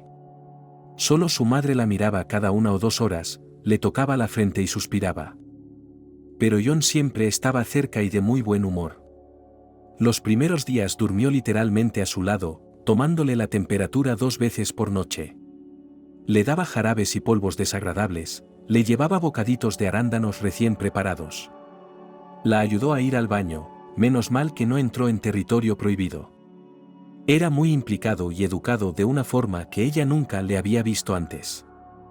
Nunca te dejaré, dijo John. Siempre estaré contigo. Estas palabras, que en otra situación la habrían hecho estremecerse, eran apropiadas esta vez. Resultó que el director conocía las distintas píldoras e inyecciones tan bien como un médico. Al tercer día, sin embargo, el médico vino a verla y elogió a John por su tratamiento. Evidentemente es gripe, dijo. Tenemos que vigilar su temperatura y bajársela si sube por encima de 38,5 grados. Enjuagues de garganta, mucha agua, cápsulas antivirales. Doctor, resopló Marta, ¿cuánto tiempo voy a estar enferma? Si Dios quiere, al 5.º día estarás bien, sonrió el médico. Escucha a John. Estarías perdida sin él. ¡Qué mentor! Blackbird tiene mucha suerte de tener un dueño tan maravilloso viviendo y trabajando aquí. Marta no hizo la pregunta sobre la duración de su enfermedad por curiosidad. Solo quería saber cuántos días la esperaría Selena, su nueva madre. Quizá 1 semana sería suficiente para ella, pero ¿y 2? ¿Y 3? No hay forma de saberlo con seguridad. Los adultos pueden actuar como niños a veces. Si te quedas aquí totalmente aislada más de 1 semana, verás todo tipo de reacciones. Selena debe de pensar que Marta es una niña maleducada y arrogante por no llamarla ni escribirle. Sin embargo, no conocía el número de teléfono de su futura madre. John, susurró la niña cuando el director regresó a su improvisada habitación. ¿Dónde está Selena? ¿Preguntó por mí? ¿Te has acordado de su nombre? Gritó el hombre, lo que sobresaltó a Marta, pero se recompuso. Claro que me acordaba. Pasó junto a los niños como gatitos en una feria. Este es pequeño, y este tiene los ojos enfadados. Una mujer terrible. Por eso la expulsé. Esta noticia hizo que Marta se sintiera peor. Tuvo otra fiebre alta que no desapareció en una semana.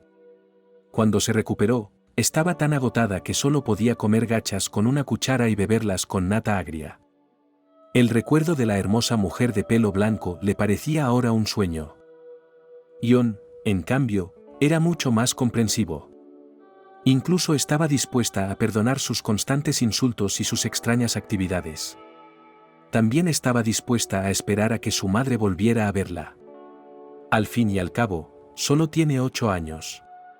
Ahora va a estudiar mucho, a hacer matemáticas y geografía, a aprender a escribir poesía. Y actuar en la próxima obra, por supuesto. Entonces no le faltarán padres potenciales. Selena estaba en el juzgado por primera vez. Angélica la convenció de que debían actuar con rapidez y así tendrían al menos una pequeña posibilidad de éxito. Selena envió varias cartas y paquetes al orfanato. Creó una página de Facebook ejemplar. Y sin embargo, ¿acudir a los tribunales? Selena siempre pensó que era un lugar muy oscuro, donde se destruían esperanzas y sueños. No tenía ni idea de cómo eran las sesiones, ni qué decir, ni por qué los jueces llevaban togas tan ridículas. Cuando se encontraron en el tribunal el día de la vista, Angélica estaba de muy buen humor. Se sentía como pez en el agua en esta casa del Estado. No sabes la suerte que tenemos, dijo el abogado. La vista se programó apenas 3 semanas después de la presentación de la demanda. Tampoco creo que vayan a aplazar la decisión. No mencionó que tuviera que usar la fuerza. Otros casos han tardado meses en resolverse sin ninguna esperanza de rapidez. Pero sus clientes, por alguna extraña coincidencia, siempre tenían suerte. Selena tenía miedo, si la decisión se tomaba en los próximos días, ¿y si no era a su favor? ¿Qué debemos decir?, se preguntó Selena. ¿Cómo debemos comportarnos? Yo hablaré, dijo Angélica, con un tono un poco arrogante. Si os hacen preguntas, pensad en lo que el juez quiere oír. Sois una familia positiva, sin malos hábitos, el marido es un excelente policía, ya jubilado. Tu madre es artista. No tenéis que acusar a nadie de nada ni inventaros nada, ¿vale? Hace 2 semanas, el abogado también se reunió con Anthony y escuchó su historia sobre lo que podría estar pasando en el orfanato. Ah, qué hombre. La vida personal de Angélica no iba bien. Ahora tiene 39 años y la felicidad femenina no la ha encontrado. Bueno, algunas tienen suerte en el amor y otras en sus carreras. Juan estaba ante el despacho del juez y tenía buen aspecto. El abogado observó que su traje no costaba más de 200.000. Gemelos caros, cinturón elegante. El aspecto general estropeaba el bolso cinturón, tan popular en los 90. No estaba claro por qué lo había puesto en su impecable traje. No es un gusto extraño, dijo Angélica, como si hablara al vacío. Es la ausencia total del mismo. ¿Has dicho algo?, preguntó Ion. Se dio cuenta de que era educado, cortés e incluso atractivo. Te he dicho que probablemente seas el legendario director de Blackbird, sonrió Angélica. He oído hablar mucho de ti. Merci, respondió Ion. ¿Y vas a representar a los mismos locos a los que negué la custodia de uno de mis pupilos? El abogado asintió. No quería continuar la conversación y malgastar su energía. Tampoco podía soportar el retraso de una vista. Por lo tanto, solicitó que los juicios en los que estaba implicado se celebraran por la mañana. El caso fue confiado a Selivirstova, una juez con larga experiencia. Ella ya había asistido a sus juicios, sus sentimientos eran encontrados. El secretario dijo en voz alta, y Angélica mostró inmediatamente su identidad y la orden judicial. Por favor, preséntese en la sala 4. Selena, que estaba en el tribunal por primera vez, quedó impresionada por la disposición de la sala. Techos altos, un mostrador como en las películas americanas, unos bancos preciosos. Cerca de la mesa del juez, estaba sentado perezosamente el fiscal, un hombre mayor que casi se reclinaba en su silla. ¿Toda esta inmensa sala era para su pequeño caso? Un asunto así bien podría haberse resuelto en una sala diminuta. Jon, en cambio, parecía estar bien en un ambiente así. Organizó sus papeles, puso su portapapeles boca abajo delante de él y colgó el teléfono. Miró a Selena y a Anthony y esbozó la sonrisa más fea que pudo reunir. Una puerta independiente se abrió para la juez, entró en la sala y se sentó en la silla alta. El fiscal se puso en posición de firmes y los demás participantes también se levantaron. Comenzó el juicio. Partes, estamos oyendo el caso a puerta cerrada, dijo la juez. Están prohibidas las fotografías y las grabaciones de vídeo. Y por revelar información, pueden ser procesados, el fiscal no mentirá. La vuelta al equipo se hizo aún más difícil por el hecho de que Harry había sido llevado a un orfanato, la misma niña traviesa que ahora tiene 10 años. Creó una página en las redes sociales, donde publicaba alegremente fotos de su nueva vida. Aquí está su preciosa habitación. Aquí están los juguetes que le regalaron sus nuevos padres, aunque no son apropiados para su edad. Hola, Marta, dijo Harry cuando llamaron al vídeo. ¿Te encuentras mejor? No lo sé, contestó Marta. Todo ha pasado muy deprisa. Tú y la familia. No te preocupes, también te llevarán a ti, dijo con seguridad el antiguo compañero de clase. Lo más importante es que te mantengas firme. ¿Cómo sucedió? Y contó la increíble historia de su partida a su familia. Cuando llegaron los voluntarios y los invitados, Harry se escondió en el segundo piso por costumbre. Lo había hecho durante varios años, tras perder la esperanza de encontrar una familia. Allí, sentado frente a su tableta, recorría perezosamente las redes sociales. De repente, una pareja se le acercó. Es como si estuviéramos en la misma página, dijo Harry con entusiasmo. Nos entendemos como nadie. Son informáticos. Marta no sabía lo que era eso, pero estaba satisfecha con su compañero. La conversación con ella le había quitado mucha energía y tuvo que tumbarse en la cama para descansar un poco.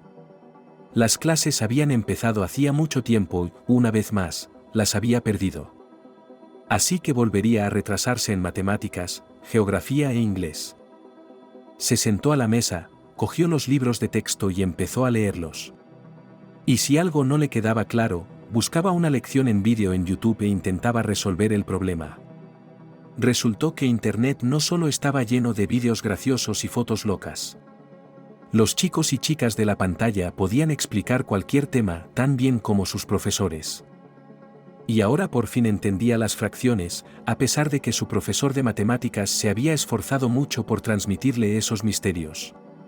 Emocionada, Marta ni siquiera se dio cuenta de que llevaba 2 horas estudiando.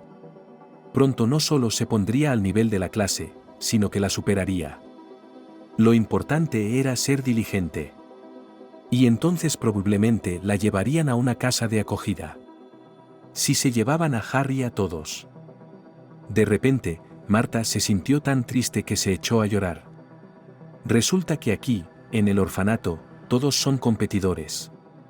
Los niños y las niñas tienen que hacer todo lo posible para que los acojan en una casa de acogida. Por eso tiene que estudiar tanto, por ella o por sus futuros padres. Mamá apareció en la puerta del aula. Ah, ahí estás, Marta. La mujer estaba sufriendo, al ver la enfermedad de su alumna, así que quiso animarla. No llores. Te voy a contar algo que no te vas a creer. Y estoy segura de que te sentirás mejor enseguida. La mente judicial de Selena estaba revuelta en su cabeza. Recordaba todo lo que había sucedido durante la primera mitad del día en fragmentos. Aquí el juez leyó el expediente del caso y preguntó si apoyaba sus alegaciones. Aquí llegó el abogado defensor y pronunció un encendido discurso sobre cómo sus confidentes querían aportar su granito de arena para erradicar la institución de la orfandad. Aquí se escucharon las objeciones de Jon. Luego cada uno de ellos fue sometido a preguntas, siendo el fiscal el más diligente. Dime, le dijo a Selena, ¿por qué elegiste a esta niña? ¿Por qué quieres su custodia? Señoría, déjeme contestar, dijo Angélica, y sin esperar permiso, habló inmediatamente. La pregunta es un tanto sentimental, pero aún así. Mi confidente tenía una hermana. Después de su muerte, intentó durante mucho tiempo encontrar rastros de su sobrina Mirta Lansky. Y entonces, por casualidad, mientras visitaba otro orfanato, descubrió a Marta Lansky. Es una coincidencia interesante, el juez se sorprendió. ¿Se trataba de probar la filiación? Señoría, dijo el abogado. La niña pasó 6 largos años en un orfanato. Cualquier medida drástica puede traumatizar la psique de un niño. Por eso mis confidentes decidieron ir paso a paso. Primero para establecer amistad y luego para confirmar el parentesco. Si desarrollan una fuerte amistad. Además, el niño no conoce nada más allá del orfanato. Abandonarlo rápidamente podría ser doloroso. Razonable, el juez estuvo de acuerdo. Así que hagamos la pregunta del tordo. Dígame, representante del demandado, ¿ha intentado encontrar a los parientes del niño? Como parte del procedimiento estándar, John respondió. Tengo 100 alumnos y alumnas, y eso sin tener en cuenta la dinámica. Y no tengo un especialista más en plantilla para ocuparme de la correspondencia y esas tonterías. La jueza sintió e hizo una anotación en sus papeles. Después, la mujer de la toga se pasó un buen rato leyendo caracterizaciones, mirando fotografías, leyendo certificados. Selene tuvo la impresión de que la juez la miraba con una tristeza maternal. Al menos, le gustaría creerlo. ¿Habrá alguna incorporación?, preguntó el juez. Así es, dijo el director de Blackbird. Sé que Marta solo tiene 8 años y que, por ley, su opinión no debe tenerse en cuenta a la hora de resolver disputas de este tipo. Pero aún así le ruego que lea la carta escrita por mi alumna y la adjunte al expediente. Haciendo caso omiso de la secretaria, el propio John se acercó a la juez, y ella incluso tuvo que golpearle con un mazo por decencia. En realidad, la secretaria trabaja con nosotros, dijo señalando a la chica que estaba delante del ordenador. Todo el papeleo tiene que pasar por ella. Y los demás participantes en el proceso pueden familiarizarse con los documentos. Lo siento, se encogió de hombros el director. Solo soy profesora, no abogada. Y en mi trabajo, pienso ante todo en el bienestar de los niños, no en todos estos aros legales. El juez suspiró, cogió la carta con la escasa letra de la niña y empezó a leerla en voz alta. Algunas frases le parecieron muy maduras a Selena. Al cabo de un minuto, quiso levantarse de un salto y salir corriendo de la sala, pero Anthony la agarró del brazo. Las lágrimas le corrían por la cara. Entre los textos infantiles, Selena solo había memorizado unas pocas frases. Mirlo, este es mi segundo hogar. Aquí me quieren, me aceptan y me acogen. John no aprobaba a los guardianes y es como un padre para mí. Por favor, no me entregue a ellos, camarada juez. Un descanso, tronó el juez. Un descanso. Continuaremos después de comer. Marta no podía creer lo que oía. Después de todo, John la había engañado una vez más. Y Selena no solo había querido llevársela, sino que había decidido ir a juicio. ¿Qué era eso? La chica solo lo sabía a grandes rasgos. Debía de ser un lugar donde los directores malvados se veían obligados a entregar a sus hijos a sus madres y padres, si realmente los querían. Pero, ¿por qué?, preguntó Marta a la madre del profesor. ¿Por qué lo ha hecho? No preguntes, la mujer hizo un gesto con la mano. ¿Qué somos? Personitas sin inteligencia. Y John es el jefe. Mira el orfanato que construyó. Conduje kilómetros para trabajar aquí. Sigo sin entender, dijo Marta. No hay nada que entender, agitó la mano la profesora. Veo que estás haciendo matemáticas aquí, ¿no? ¡Qué bien! Todo lo que había visto antes en las tabletas de los niños eran vídeos interminables, juegos y cuestionarios tontos. Un niño de su grupo, al que habían acogido hacía tiempo, leía libros y jugaba al ajedrez. Pero era la excepción a la regla. Al mirar a Marta, se dio cuenta de que ella tampoco pertenecía a ese grupo. Era muy diferente de las demás chicas. Marta, ¿recuerdas algo de ti, preguntó el profesor a la niña para mantenerla ocupada. ¿Sobre tu madre y tu padre? ¿De dónde vienes? Marta empezó a buscar en su memoria. A veces le venían imágenes a la cabeza, una gran liebre de peluche, una cuna alta. Y el coche negro en el que la habían llevado. No entendía a dónde había ido a parar todo aquello. Ion dijo que, si te encontrabas bien, fueras a verle, dijo la profesora con los ojos bajos. ¿No puedo ir?, preguntó Marta. ¿Se nota que sigo enferma? Ya sabes, querida, que es pecado engañar a los adultos. Además, el director se enterará de todos modos. Anda, no te hará nada tan malo. Anda, anda. Así que Marta pensó en ir a verle, pero no para participar en su estúpida lección. No, intentaría averiguarlo todo. ¿Por qué estaba aquí? Porque se había llevado a la tía Selena y cuánto tiempo estaría atrapada en el mirlo. Tras la pausa, Selena recuperó la compostura y recordó bien los acontecimientos que habían seguido. A pesar de su ánimo abatido, Angélica le explicó, todo iba bien. De algún modo desconocido, podía leer el estado de ánimo del juez y deducir si estaba de acuerdo o no. No quiero darle esperanzas, sonrió. Pero la posición de este gorrión azul es muy débil. ¿Qué quieres decir?, preguntó Selena. Le preocupa la protección de la infancia, explicó el abogado. Pero, ¿qué clase de infancia hay en este orfanato? Solo una imitación. La familia es otra cosa. Anthony, ¿has sacado la carta de triunfo del bolsillo? Sí, asintió su marido. Esperando allí, al final del pasillo. Leyendo los periódicos. ¿No te vio ese cuervo? No, respondió Anthony. No ve nada más que su pico. Una vez más, los celos estrujaron el corazón de Selena. De hecho, mientras ella y Angélica tomaban café y daban caladas, Anthony se había ido a alguna parte. Ella pensó que era para fumar. Y resultó que tenían sus propios secretos. Pero la chica supo contenerse y no empezó a enterarse de la relación. Después de todo, ella podría hacerlo un poco más tarde. La sesión continuó. Después de comer, el juez parecía claramente más satisfecho y relajado. Volvió a repasar los papeles, aclaró algunas dudas de las partes y estaba decidiendo claramente si había pruebas suficientes para cerrar el juicio. ¿Cómo de la nada? ¿Hay algo más que las partes quieran añadir?, preguntó el juez. Que conste en acta que es inadmisible referirse a pruebas que no han sido objeto del juicio en las querellas. Señoría, dijo la abogada con su cara voz. Antes de que procedamos al debate y ustedes se retiren a la sala de deliberaciones, el querellante tiene una moción. Sí, dijo el juez. Proponemos.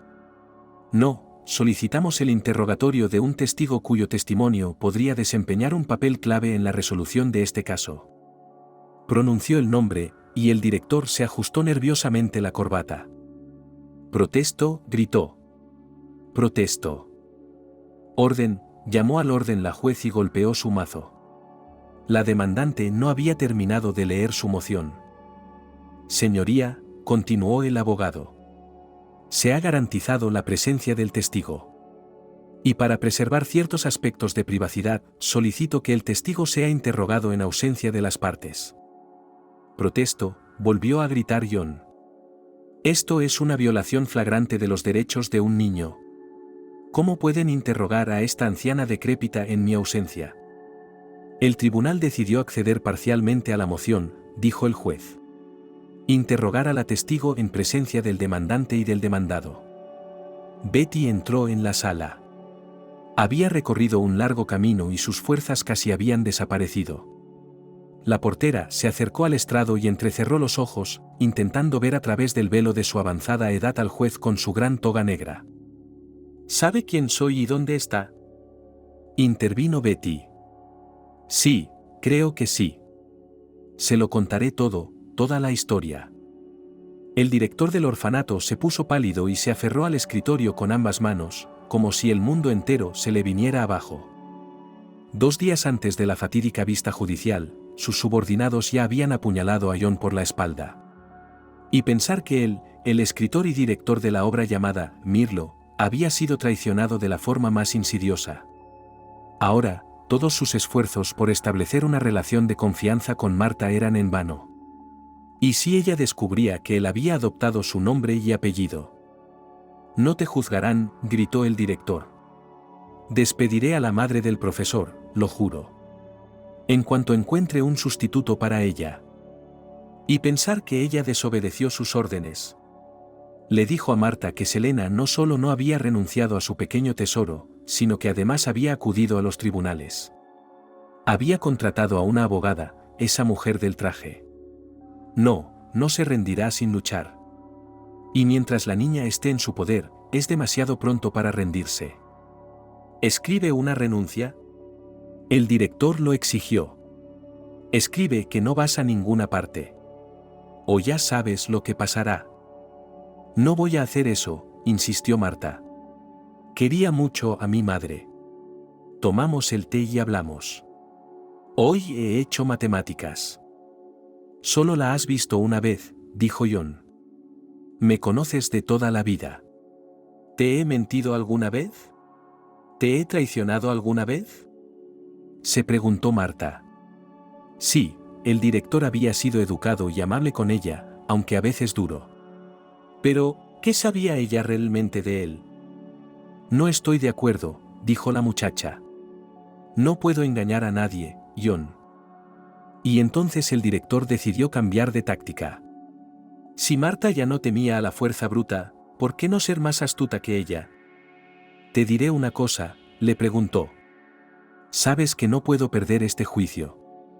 Bueno, esa es la clase de hombre que soy. Deja que el juez diga que no, y dejaré entrar a esta mujer en cualquier momento del día. Dejaré que empate contigo. ¿Qué te parece?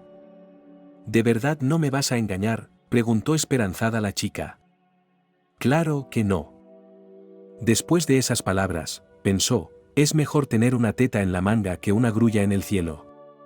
Sentada ante el enorme escritorio del director, escribió en una hoja blanca todo lo que él le dictaba, sin un solo error ni equivocación. Tras releer el texto, el director sonrió con los labios y guardó el trozo de papel en su maletín. ¿Y ahora? ¿Empezamos ya la lección? No quiero. Vamos a reforzar lo que ya hemos aprendido, sonrió el director. Betty se apoyó en la puerta y no podía creer lo que veían sus ojos. Allí estaba, el hombre de oro. Allí estaba él, el educador excepcional e innovador, poniendo a una niña en su regazo y diciéndole cosas tan terribles. A la limpiadora se le estrujó el corazón, tan avergonzada y dolida por lo que estaba ocurriendo. Cuando seas mayor, serás mía, le dijo John. Estamos hechos el uno para el otro. Ya me he decidido. En cuanto cumplas 17 años, solicitaremos la licencia de matrimonio, ¿me oyes?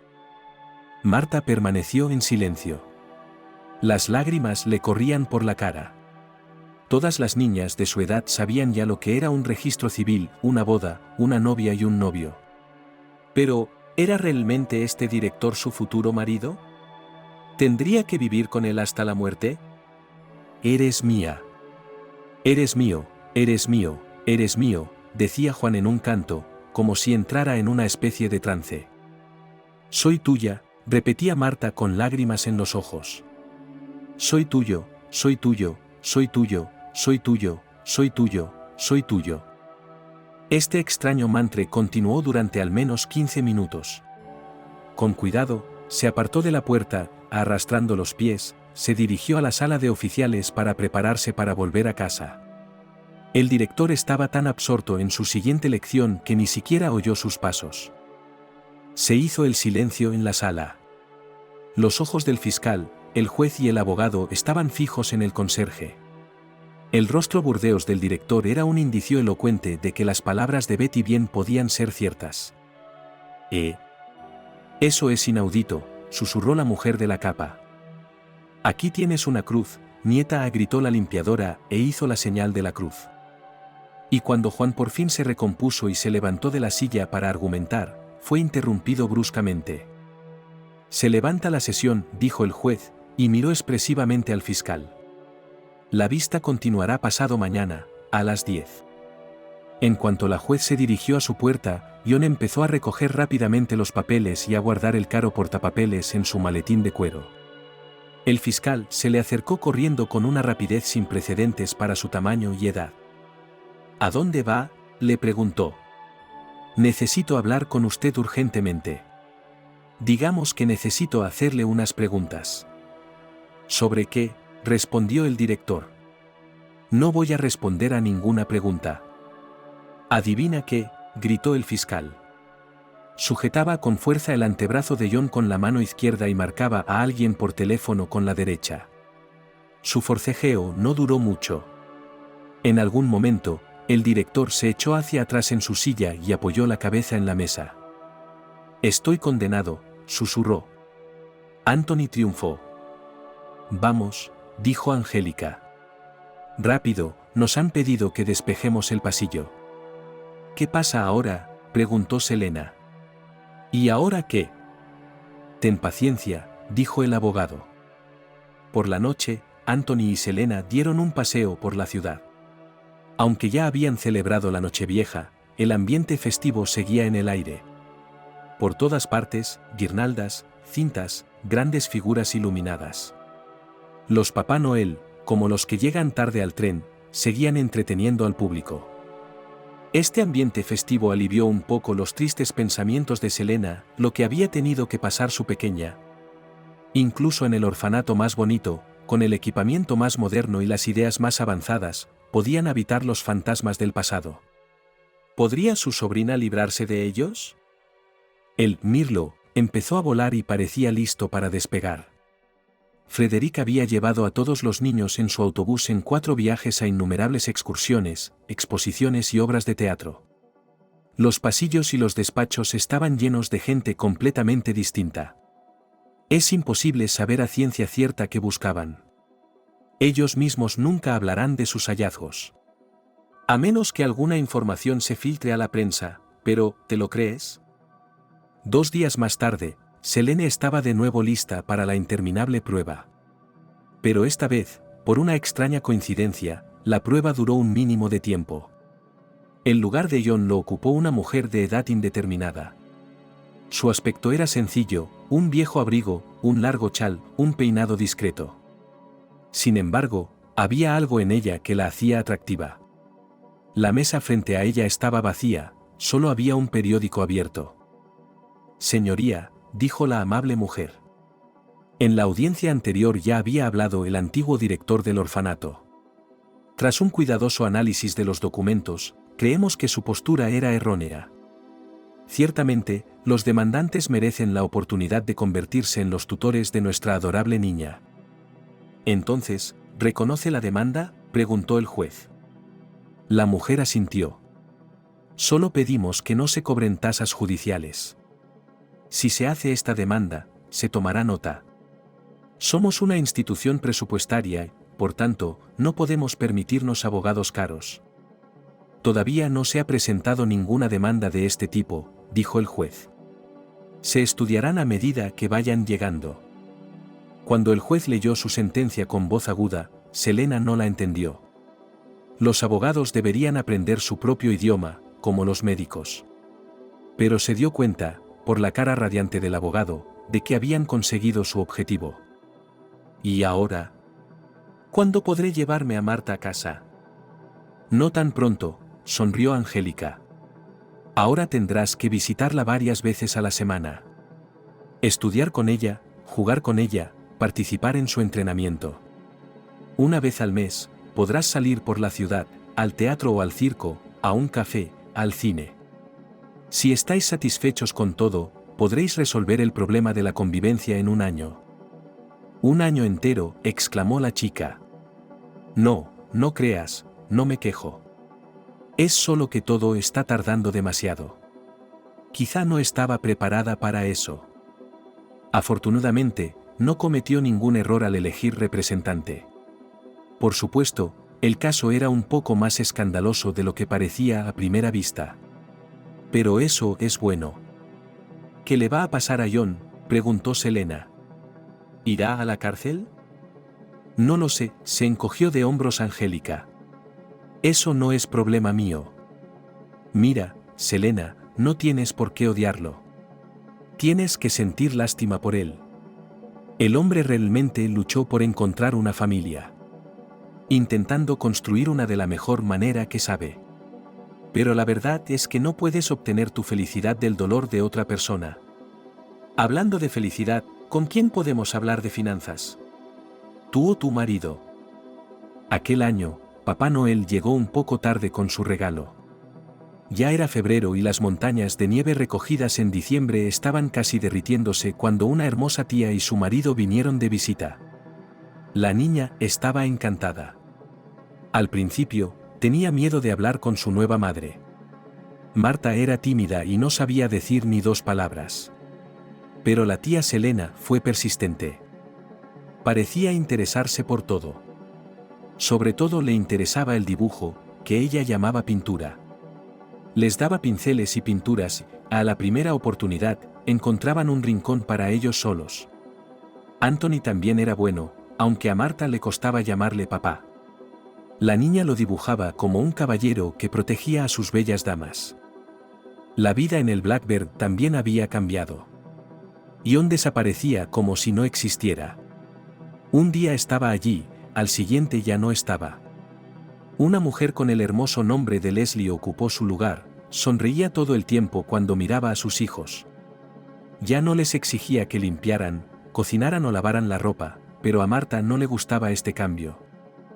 Solo tienes que esperar un poco más, hija mía, dijo Selena.